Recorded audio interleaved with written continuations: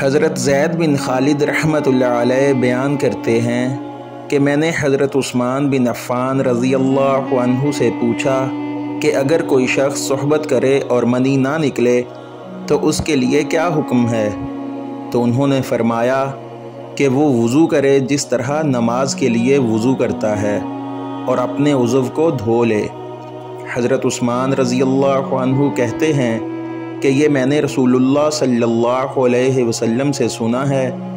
حضرت زید بن خالد رحمۃ اللہ علیہ کہتے ہیں کہ پھر میں نے اس کے بارے میں حضرت علی رضی اللہ عنہ، حضرت زبیر رضی اللہ عنہ، حضرت طلحہ رضی اللہ عنہ